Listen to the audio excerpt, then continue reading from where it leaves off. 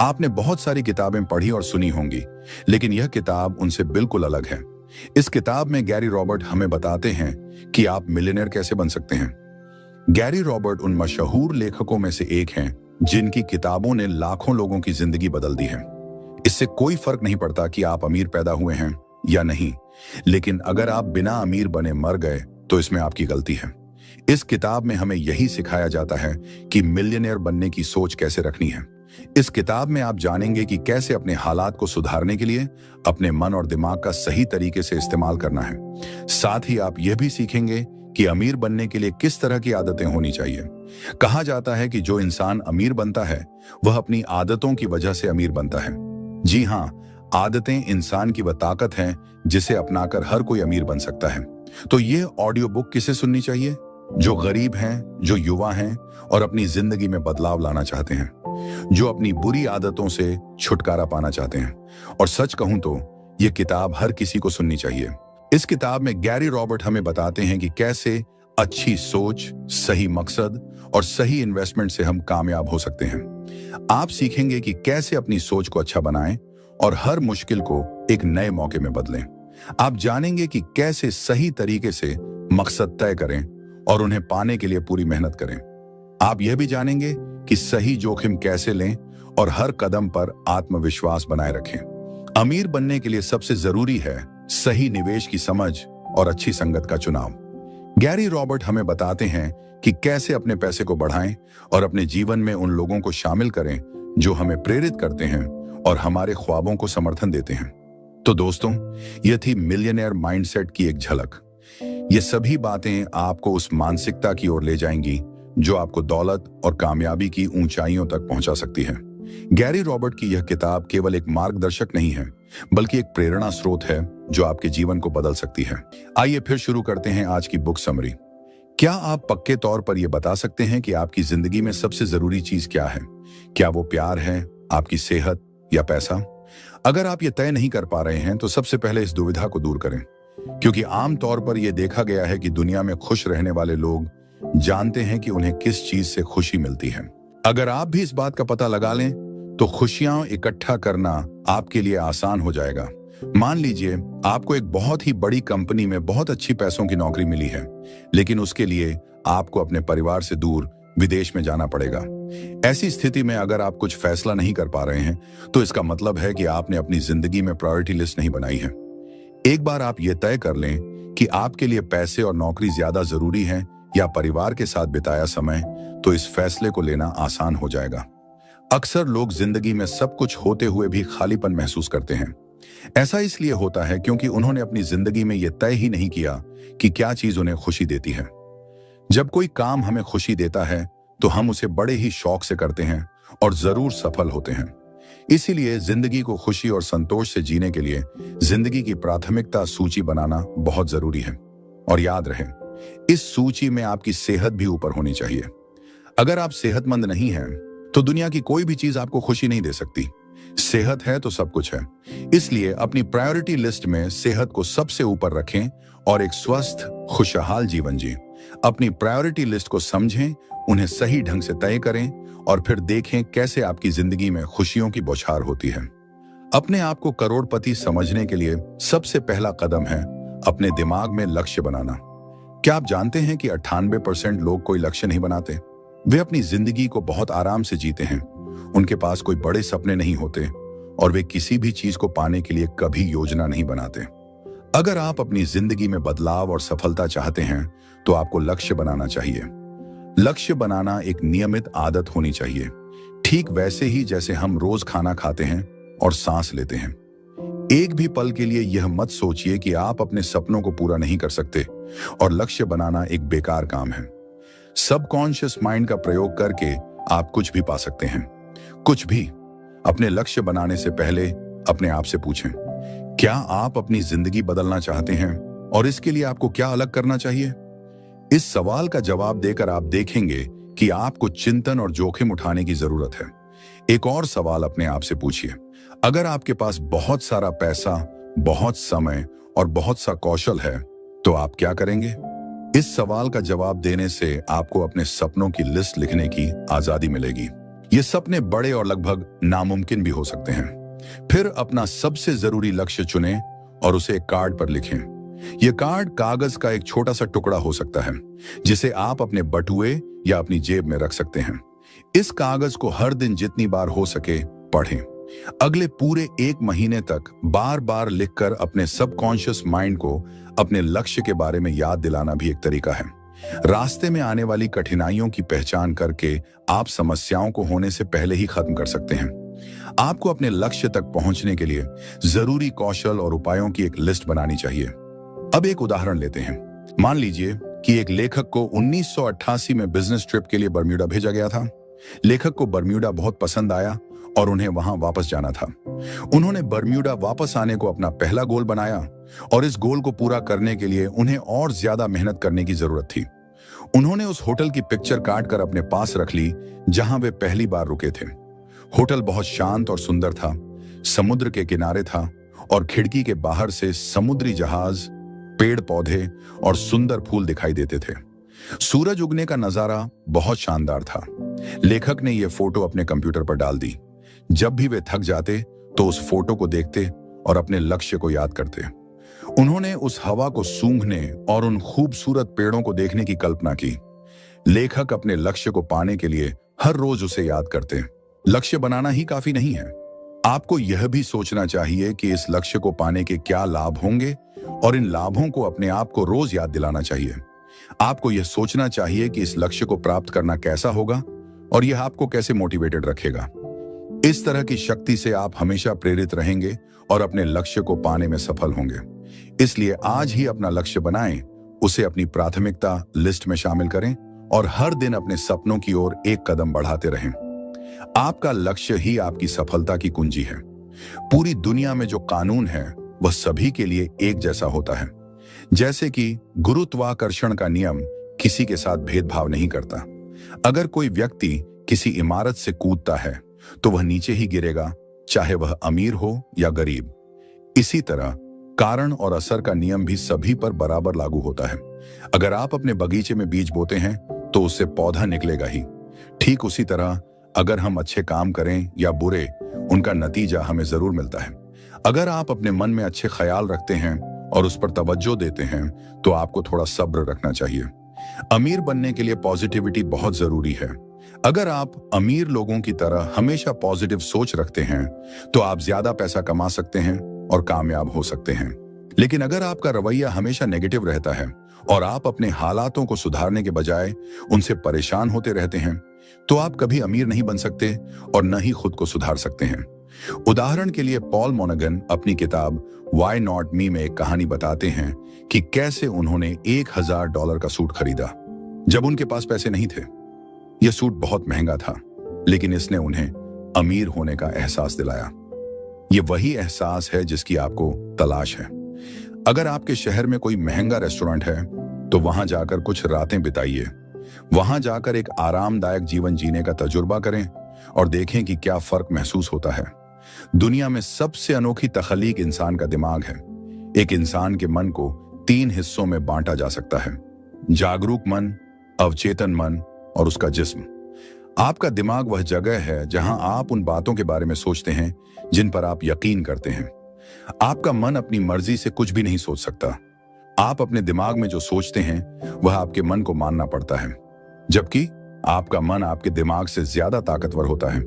आपका जिस्म आपका सबसे ताकतवर हिस्सा है। दिमाग का सोचना और मानना उसका दिखाने का एक तरीका है। आप अपने जागरूक मन को एक कप्तान के तौर पर सोचिए और अवचेतन मन को उस भीड़ की तरह जो आपके जागरूक मन यानी कप्तान की बातें मानता है और सुनता है। बॉब रॉस लेखक के पैसे के लेन देन का मशवरा देने वाला था। वह एक फायरमैन के रूप में काम करता था और साल में $4000 कमाता था। उस वक्त यह रकम काफी बड़ी होती थी। फायरमैन होने का मतलब था कि बॉब जिंदगी की मुश्किलों के लिए हर तरह से तैयार था। उसकी यह नौकरी बहुत ही महफूज थी और बॉब खुश रहता था जब तक कि उसने नेपोलियन हिल की किताब थिंक एंड ग्रो रिच नहीं पढ़ी थी। इस किताब ने उसमें कुछ बदल दिया। उसने इस किताब को पढ़ा और फिर एक एक पेज को समझा। फिर बॉब ने फैसला किया कि वह एक अच्छी सैलरी पाने के लायक है। उसने अगले 10 सालों में $25,000 कमाने का मकसद रखा था। लेकिन बॉब ने यह मकसद सिर्फ 12 महीनों में ही पूरा कर लिया। बॉब ने अपनी फायरमैन की नौकरी छोड़ दी और लोग उसे पागल समझने लगे। वह एक बिजनेसमैन बन गया और 12 महीनों में $1,25,000 कमाने में कामयाब हो गया, क्योंकि उसने सोचा था कि वह अपनी आमदनी बढ़ा सकता है। उसने ऐसा करके अपना ख्वाब सच कर लिया। उसने जितना सोचा था उससे ज्यादा कमा लिया। इस कहानी से हमें यह सबक मिलता है कि हमारे ख्यालात की ताकत बहुत बड़ी होती है। अगर हम पॉजिटिव सोचते हैं और अपने मकसद पर ध्यान देते हैं तो हम उन्हें जरूर हासिल कर सकते हैं। हमें अपने मन की ताकत को पहचानना और उसका सही दिशा में इस्तेमाल करना चाहिए। पॉजिटिव रवैया और मेहनत से हम किसी भी मुश्किल को पार कर सकते हैं और अपने ख्वाबों को सच कर सकते हैं। मास्टरमाइंडिंग एक ऐसा टूल है जो आपकी समस्याओं को हल करने में मदद करता है। अगर आप अपनी समस्याओं का समाधान खुद नहीं कर पा रहे हैं तो आप दूसरों की मदद भी ले सकते हैं। मास्टरमाइंडिंग एक समूह प्रयास है जहां सभी मिलकर विचार करते हैं और किसी नतीजे पर पहुंचते हैं। अगर आपके पास कोई लक्ष्य है और आप उसे हासिल करना चाहते हैं तो आपका दिमाग कुछ सीमित विचार ही देता है, लेकिन जब आप अपने जैसे सोचने वाले लोगों की मदद लेते हैं तो आप अपने लक्ष्य को आसानी से प्राप्त कर सकते हैं। मास्टरमाइंडिंग के अच्छे नतीजों के लिए आपको कुछ बातों का ध्यान रखना होगा। 1. सभी का एक ही लक्ष्य होना चाहिए। सबको एक ही बात पर सहमत होना चाहिए। 2. अपनी आवश्यकताओं की एक सूची बनाएं। यह जानना जरूरी है कि आपको क्या चाहिए। 3. अपने विचारों का सही उपयोग करें। अपने विचारों को सही तरीके से प्रयोग में लाएं। 4. महत्वपूर्ण संपर्कों का उपयोग करें। अपने नेटवर्क का सही उपयोग करना सीखें। 5. अपने सभी विचारों को लागू करें। जो विचार आपके पास हैं उन्हें कार्यान्वित करें। एक्शन प्लान बनाएं। जो करना है उसका एक ठोस योजना बनाएं। चलिए अब हम सैम नाम के एक मछली पकड़ने वाले का उदाहरण लेते हैं। सैम को मछली पकड़ना इतना पसंद है कि वह पूरे हफ्ते खुशी से अपना काम करता है। उसके पास एक बड़ी नाव और मछली पकड़ने के कई तरीके हैं, लेकिन सैम ने पहले कभी बिजनेस नहीं किया।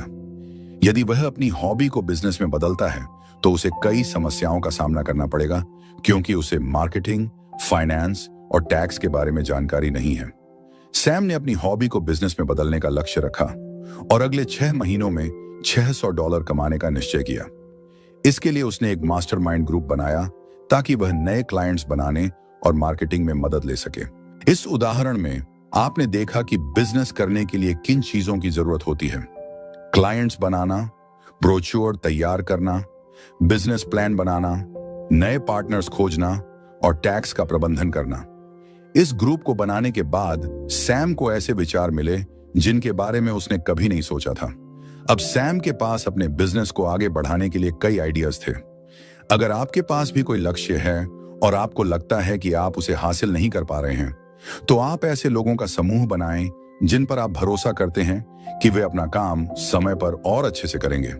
इस तरह मास्टरमाइंडिंग आपके लक्ष्य को हासिल करने में एक महत्वपूर्ण भूमिका निभा सकता है। क्या आप अपनी पूरी जिंदगी सिर्फ पैसे कमाने के लिए काम करना चाहते हैं या फिर फाइनेंशियली फ्री होना चाहते हैं? एक रिसर्च बताती है कि जो लोग पैसे के लिए काम करते हैं वे अक्सर गरीब ही रहते हैं और रिटायर होने पर भी आर्थिक मुश्किलों का सामना करते हैं। ऐसा इसलिए होता है क्योंकि वे अपनी सैलरी पर निर्भर रहते हैं और अपने भविष्य के लिए कुछ नहीं बचाते। फाइनेंशियल प्लानिंग बहुत जरूरी है। अगर आपके पास सही योजना नहीं है तो आप अपना पैसा नहीं बचा पाएंगे और ना ही उसे बढ़ा सकेंगे। खर्चों का सही हिसाब रखना जरूरी है। आपको हमेशा अपने खर्चों का रिकॉर्ड रखना चाहिए ताकि आप उन्हें कम कर सकें।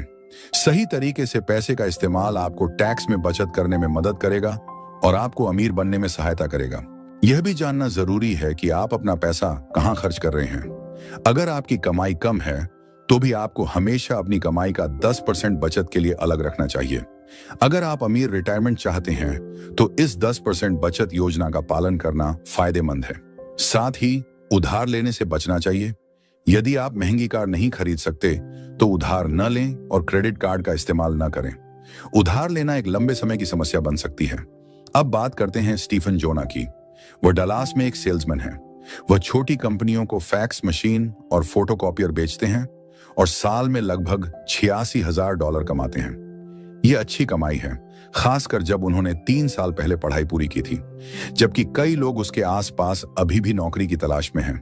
दूसरी तरफ लिंडा नाम की एक महिला है जो 42 साल की है और रियल एस्टेट में काम करती है। वह अपनी कंपनी की सबसे अच्छी कर्मचारियों में से एक है और वैंकूवर में रहती है। उसकी सालाना कमाई लगभग 3,25,000 है। लेकिन स्टीफन और लिंडा के बारे में सोचकर आपको लगता है कि वे भाग्यशाली हैं, लेकिन सच ये है कि वे दोनों क्रेडिट कार्ड के कर्ज में डूबे हुए हैं। लिंडा ने अपने सपनों का घर बनाने के लिए बहुत ज्यादा खर्च कर दिया है। अगर वह अपना कर्ज नहीं चुकाती तो वह दिवालिया हो सकती है और उसे अपनी संपत्ति और कार सब कुछ खोना पड़ सकता है। याद रखें, पैसे का सही इस्तेमाल ही अमीर बनने का रहस्य है। अगर आप ज्यादा पैसे कमाते हैं लेकिन अपने खर्चों को नियंत्रित नहीं करते तो आप हमेशा आर्थिक तंगी में रहेंगे। क्या आप किसी ऐसे इंसान को जानते हैं जो बहुत रूल्स में चलता है? आप उनकी सक्सेस के बारे में क्या सोचते हैं?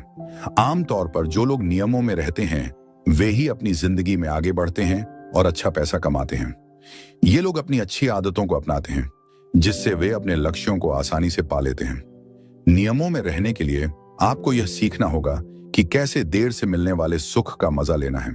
इसका मतलब है कि किसी चीज का आनंद तभी लें जब आपने अपनी जिम्मेदारियों को पूरा कर लिया हो। जैसे अगर आप कोई मूवी देखना चाहते हैं लेकिन आपके पास कोई जरूरी काम है तो पहले वह काम खत्म करें और फिर फिल्म देखें। अधिकतर लोग अपनी आदतें बदलने की कोशिश करते हैं लेकिन वे तुरंत नतीजों की उम्मीद करते हैं। लेकिन आदतें बदलना आसान नहीं है, इसके लिए समय और मेहनत लगती है। इसे आसान बनाने के लिए 35 आदतों की एक लिस्ट बनाएं जिन्हें आप अगले 2 साल में बदलना चाहते हैं। फिर एक समय में एक आदत पर ध्यान दें। हर आदत को बदलने में लगभग 21 दिन लगते हैं। एक कैलेंडर लें और जिस दिन आप अपनी पुरानी आदत को छोड़ना चाहते हैं उस दिन पर लाल निशान लगाएं। यह निशान आपको याद दिलाएगा कि आप नई आदत शुरू करने के लिए तैयार हैं। नियमों को बनाए रखने के लिए आपको एक साफ सुथरा लक्ष्य बनाना होगा। इसके अलावा किसी ऐसे इंसान को खोजें जिसे आप अपना आदर्श मानते हैं। अगर कोई और वह काम कर सकता है तो आप भी कर सकते हैं। एक राइटर के परिवार में कई लोगों की कम उम्र में ही मौत हो गई थी, खासकर अल्कोहल पीने के कारण। उनके पिता 54 साल की उम्र में शराब के कारण और उनके भाई 27 साल की उम्र में इसी वजह से चले गए। यह देखकर लेखक ने संकल्प लिया कि वह कभी भी इस तरह की समस्याओं का सामना नहीं करेंगे। उन्होंने रोजाना एक्सरसाइज करने, वजन कम करने और शराब से दूर रहने का फैसला किया। जब लेखक ने यह सब करने का सोचा तो उन्होंने अपनी पसंदीदा चीजों को छोड़ दिया और अपने लक्ष्य पर ध्यान केंद्रित किया। उदाहरण के लिए, जब वे पुल पर बैठे थे तब उनके दोस्त ने उन्हें बियर ऑफर की लेकिन उन्होंने मना कर दिया। उन्होंने कहा कि वे ऐसे खान पान से दूर रहेंगे। जब आप अपनी आदतें बदलने की कोशिश करते हैं तो कभी कभी आपको लगता है कि आप मजबूत हैं, लेकिन जैसे जैसे दिन बीतते हैं आपको कमजोरी महसूस हो सकती है। इस स्थिति से बचने के लिए अपने बुरे अनुभवों को याद करें और उन पर काबू पाने के उपाय लिखें। याद रखें, आप अपनी आदतें बदले बिना अमीर नहीं बन सकते। इसीलिए अभी से शुरुआत करें और उन 35 आदतों की लिस्ट बनाएं जिन्हें आप बदलना चाहते हैं। आपकी मेहनत और नियमों पर चलना ही आपको एक सफल और खुशहाल जीवन की ओर ले जाएगा। अगर आप अमीर बनना चाहते हैं तो सिर्फ अपनी जॉब पर निर्भर नहीं रह सकते। आपको अपनी नौकरी के साथ कुछ ऐसा करना चाहिए जिससे आपकी इनकम दोगुनी हो सके। उदाहरण के लिए, अगर आप किसी इंश्योरेंस कंपनी में काम करते हैं तो आप अपने अनुभव का उपयोग करके लोगों को पैसे के सही लेन देन के बारे में सलाह दे सकते हैं। इसके अलावा आप नए कर्मचारियों को ट्रेनिंग देकर भी पैसा कमा सकते हैं। पैसा कमाना सिर्फ दूसरी नौकरी करने का नाम नहीं है। यह ऐसा काम होना चाहिए जिसमें आपको मजा आता हो। इससे न केवल आप दूसरों की मदद कर सकते हैं बल्कि इसके बदले आपको पैसा भी मिलेगा। लेकिन याद रखें, पैसा कमाना ही आपका मुख्य लक्ष्य नहीं होना चाहिए, बल्कि जो काम आप कर रहे हैं उसमें आपको खुशी होनी चाहिए। जब आप अपनी कमाई का नया स्रोत ढूंढते हैं तो ध्यान रखें कि इससे आपकी नौकरी में कोई दिक्कत ना आए। आपकी नई कमाई का स्रोत आपको नए और क्रिएटिव आइडियाज देता है और दूसरों की मदद करने के लिए भी प्रेरित करता है। आपको अपनी पसंदीदा चीजों की एक लिस्ट बनानी चाहिए। अब जेम्स का उदाहरण लेते हैं। जेम्स हमेशा महंगे रेस्टोरेंट में जाता था और उसका सपना था कि वह एक दिन बहुत अमीर बनेगा। जब उसने एक लेखक के सेमिनार में भाग लिया तो उसे यह पता चला कि वह अपनी हॉबी से भी पैसे कमा सकता है। जेम्स एक क्रिटिक बन गया और जिस रेस्टोरेंट में जाता वहां के खाने के बारे में अपने विचार देता। बाद में उसने अपने विचार एक मैगजीन को बेच दिए। अब सभी रेस्टोरेंट के मालिक उसे अपने यहाँ खाने के लिए बुलाने लगे। यह उस सम्मान का नतीजा था जिसे उसने पैसों के अलावा कमाया था। फिर जेम्स ने अपनी एक वेबसाइट बनाई। उसकी वेबसाइट पर अमीर और मशहूर लोग अपनी एडवर्टाइजमेंट्स देते थे, जिससे उसे और पैसे मिलने लगे। उसकी एक हॉबी ने उसे लेखक बना दिया और उसने अपनी खुद की किताब लिखी। यह उसकी कमाई का एक और नया स्रोत बना। अगर आप भी अपनी कमाई का नया स्रोत ढूंढना चाहते हैं, तो बेहतर होगा कि आप अपने पुराने काम के आसपास या उसी से जुड़ा कुछ करें। इससे आपको काम करने में आसानी होगी। हालांकि अगर आप कोई नया काम ढूंढते हैं तो उसमें थोड़ा रिस्क हो सकता है, लेकिन अगर आपको वो काम पसंद है तो वह आपके लिए फायदेमंद साबित होगा। हमें उम्मीद है यह बुक समरी आपको अच्छी लगी होगी।